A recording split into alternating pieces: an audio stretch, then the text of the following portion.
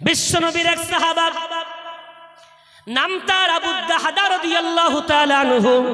বিশ্বনবী একদ এক সালিশে বসে আছেন, বিচার হবে, সালিশ হবে। এমন সময় বিশ্বনবী হাবিবুল্লাহ এক সাহাবা তার সামনে এসে বলছেন, ইয়া রাসূলুল্লাহ, প্রতিবেশী ভাই আমার এত বড় জালিম অত্যাচারী, কি করেছে জানেন?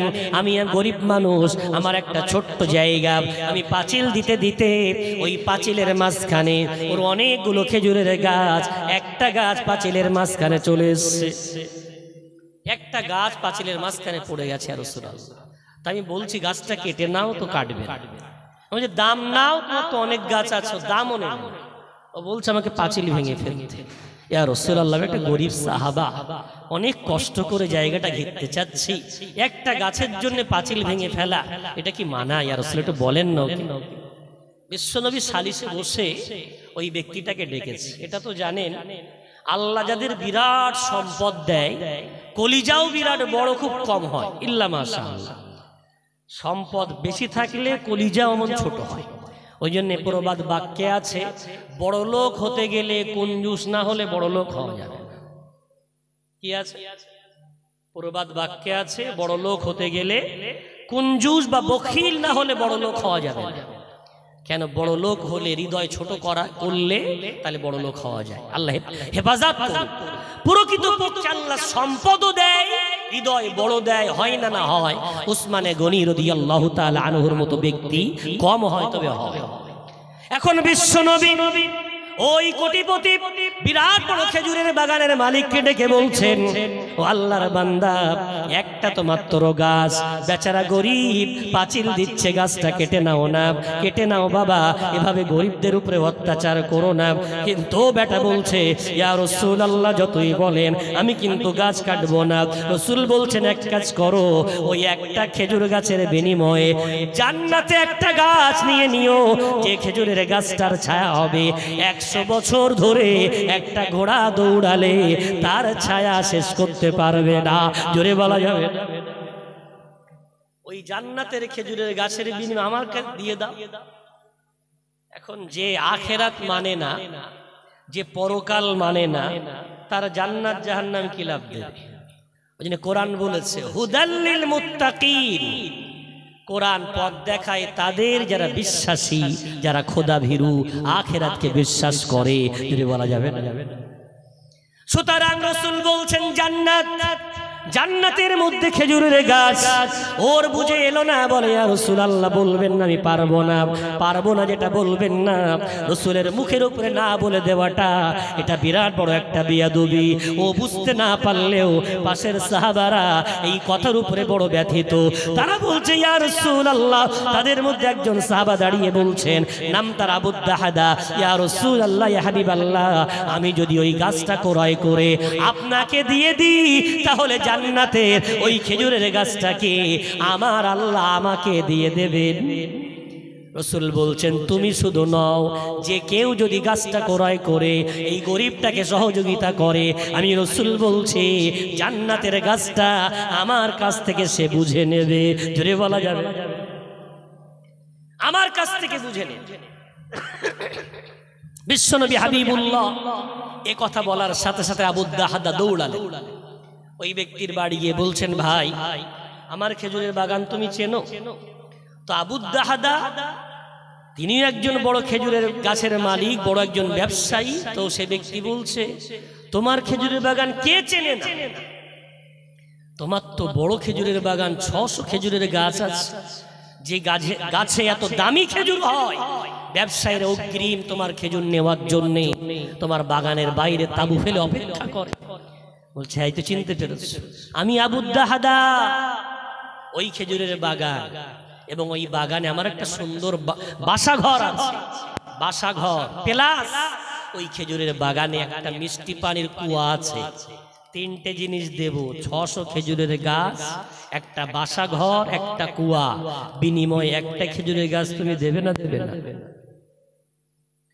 সম্পদের লোভ, ওই লালসার ব্যক্তিটা চিৎকার করে বলে উঠছে, আবু দাহদা, তুমি কি ঠিক বলছো না মজা করতেছো আমার সাথে? ঠাট্টা করছো নাকি আমার সাথে? আবু দাহাদা বলে না, রাসূলের সাহাবা ঠাট্টা করতে জানে না, কথা দিচ্ছি। বলছে বিশ্বাস হয় না, তোমার নবীর কাছে যাও, বলো চলো। তাকে হাত ধরে রাসূলের কাছে এসে বিশ্ব নবীর সামনে আবু দাহাদা বলছেন, ইয়া রাসূলুল্লাহ, আমার 600 খেজুরের বাগান, সেই সুন্দর বাড়িটা, সেই সাথে তার মধ্যে মিষ্টি কুয়ার মিষ্টি পানির কুয়াটা, আমি একে দিয়ে একটা গাছ নিতে যাচ্ছি। রাসূল বলছে, ও সম্পদশালী, বলো তুমি কি রাজি আছো? বলছে, ইয়া রাসূলুল্লাহ, আপনি সাক্ষ্য থাকলে আমি রাজি। রাসূল বলছেন, আমি সাক্ষ্য থাকলাম। ডিল ফাইনাল হয়ে গেল।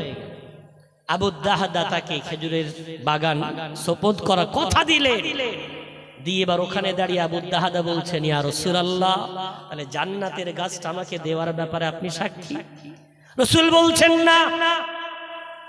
যেই বলেছেন না, আবু দাহাদার চোখ দিয়ে টপ টপ করে পানি পড়ছে। কি ব্যাপার? না মানে, ইয়া রাসূলুল্লাহ, এই তো বললেন, কেন আপনি না করে দিলেন? রাসূল বলছে, আবু দাহাদা শোনো, অত ব্যস্ত কেন হচ্ছে? আমি কেন না বললাম, শোনো, আমি ওই ব্যক্তিকে বলেছিলাম একটা খেজুরের গাছের বিনিময়ে জান্নাতে একটা খেজুরের গাছ পাবে। তুমি তো একটা নও, তুমি 600 খেজুরের গাছ ওই ব্যক্তিকে দিয়েছো। তোমার জন্য জান্নাতে একটা গাছ নয়, তোমার জন্য জান্নাতের মধ্যে 600 খেজুরের গাছ আমি রাসূল তোমাকে দেব। এ ব্যাপারে জামানত নিয়ে নিলাম। জোরে বলা যাবে, আমি রাসূল দায়িত্ব নিলাম। আবু দাহাদার চোখের পানি মুছে আনন্দে দৌড়াতে দৌড়াতে পৌঁছে গেছে সেই খেজুর বাগানের পাশে গিয়ে স্ত্রীকে ডাকছে, বাইরে এসো। স্ত্রীর ভিতরে এসো। কি ব্যাপার? বলে, যাওয়া যাবে না। দৌড়ে এসে স্ত্রী, কি ব্যাপার? বলে, বাগান বিক্রি করে দিয়েছে। স্ত্রী জানে স্বামী বড় ব্যবসায়ী মানুষ, কখনো ভুল সিদ্ধান্ত নেয় না, তো জিজ্ঞাসা করে ফেলেছে, কার কাছে বিক্রয় করেছে? তো বলছে, বিক্রয় আল্লাহর কাছে জান্নাতের বিনিময়ে করেছে। জোরে বলা যাবে। স্ত্রী তো স্ত্রী, এত স্বামী দরদি, চিৎকার করে বলছে, স্বামী গো, বড় ব্যবসায়ী তুমি, লাভবান ব্যবসা তুমি করেছো, আমার কোনো দুঃখ নাই। ও দৌড়ে গিয়ে বাচ্চা দুটোকে বগলে পাজা করে নিয়ে দৌড়াতে দৌড়াতে বাগান ছেড়ে দিল।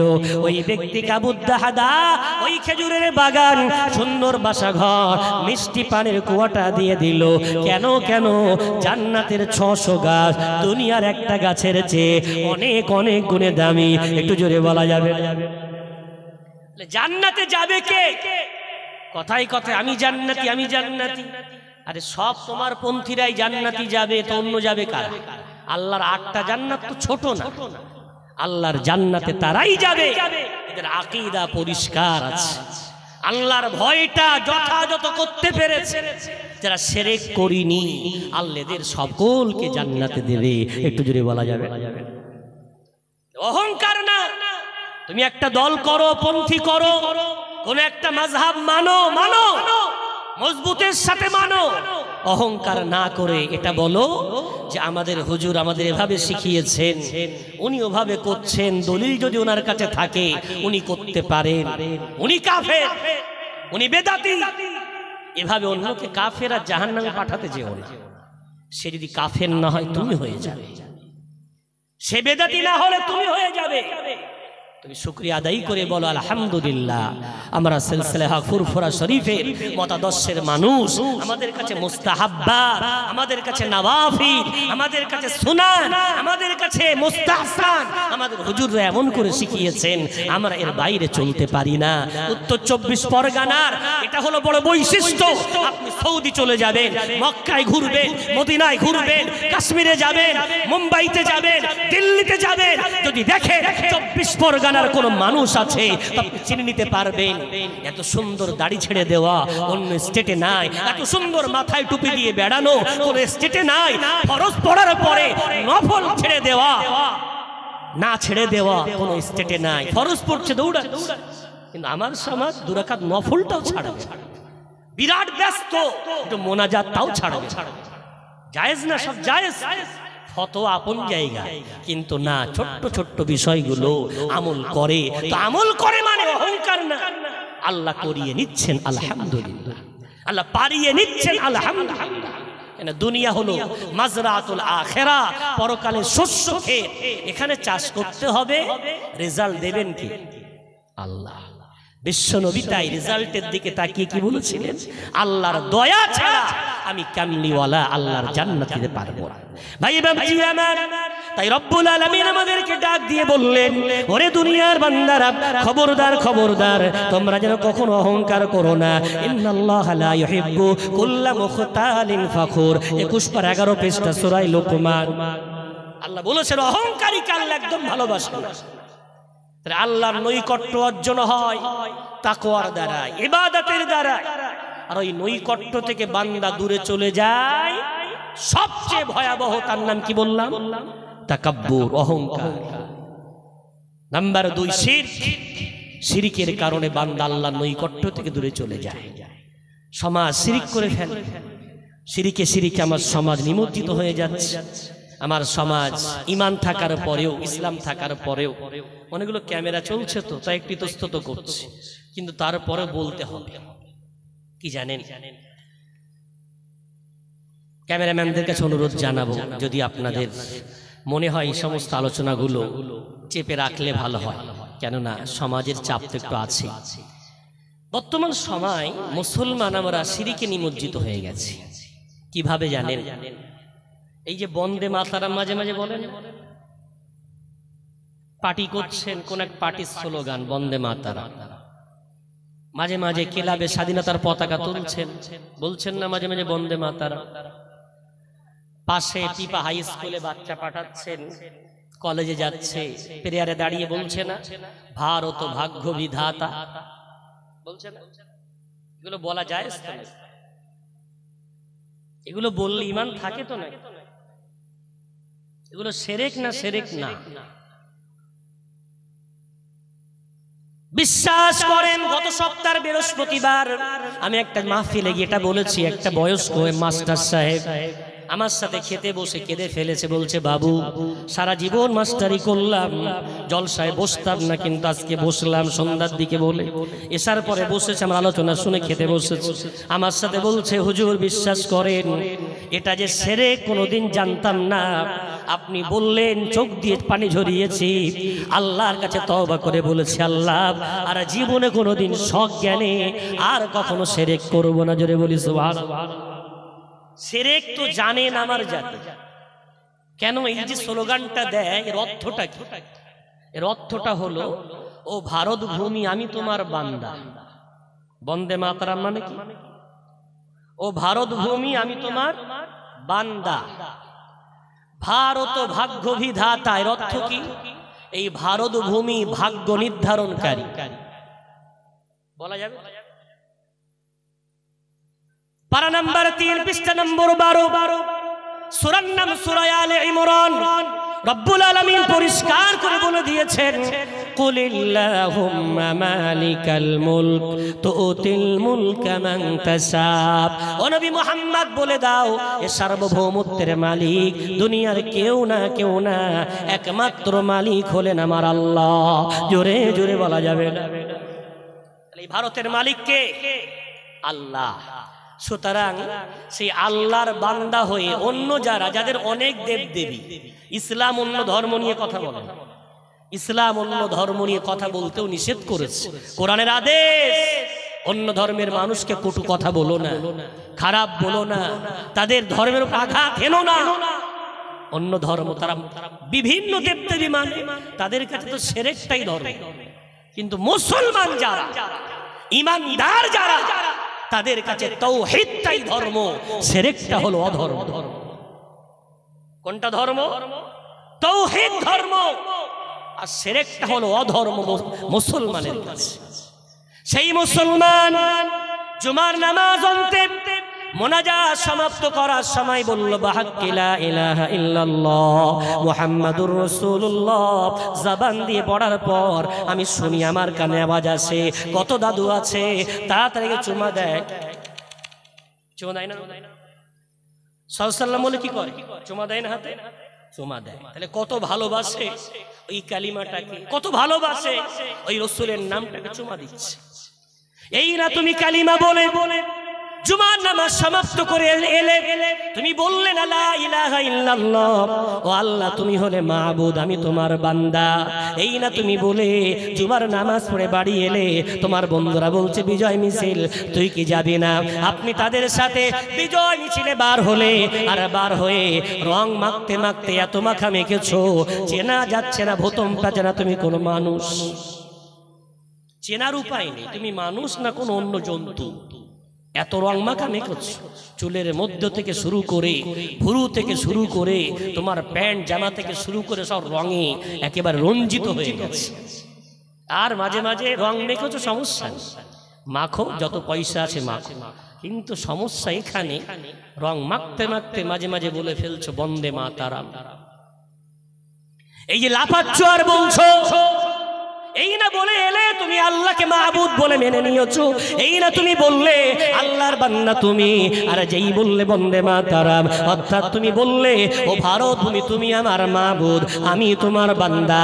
এটা বলার সাথে সাথে আল্লামা হুজুর থেকে নিয়ে আবু হানিফা পর্যন্ত কোন মুফতির দ্বিমত নেই, এই শিরকিমূলক কথা বললে তৎক্ষণাৎ ঈমান থেকে খারিজ, ঈমান থেকে বেরিয়ে যায়। কি হবে? বলছে যে বিয়ে হয়ে থাকে, যেহেতু মুশরিক হয়ে গেছে, বিয়ে হয়ে থাকলে স্ত্রী তালাক হয়ে যাবে।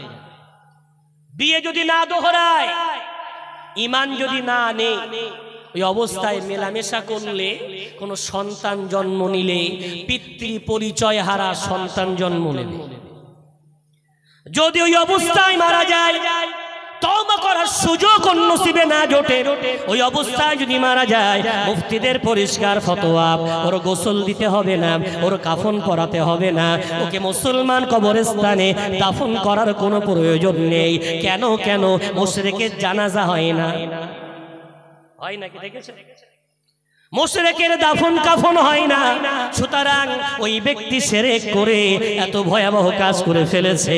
ও ভাই বাবজি, অনুরোধ করে আজকে নিয়ত করে নেন, এই মজলিস থেকে নিয়ত করে ওঠেন, আল্লাহ যদি কোনোদিন বলিয়ে দেয়, ক্ষমা চেয়ে নেন আল্লাহর কাছে, আগামী দিন আর কখনো এই স্লোগান মুসলমান দেবে না। আপনাকে বলবে সাংবাদিকরা ধরে, আপনি ভারতবর্ষে থাকেন, ভারত প্রেম দেখাতে গেলে স্লোগান দিতে হবে। কি বলে? আরে ভারত প্রেম স্লোগানের মধ্যে না, ভারত প্রেম এই কলিজার মধ্যে আছে, যদি বলা যাবে না। ভারত ভূমিকে আমরা নিজেরা বাছাই করে নিয়েছিলাম, আমাদের অধিকার ছিল পাকিস্তানে যাওয়া, আমরা যাইনি। আমরা বলেছিলাম আমাদের পূর্বপুরুষ এই জমিনে আছে, এই জমিনে আমরা থাকতে চাই, যদি বলা যাবে না। অন্যদের অধিকার ছিল না, আমাদের ছিল, তাও আমরা এখানে আছি। এই ভারত ভূমি আমাদের।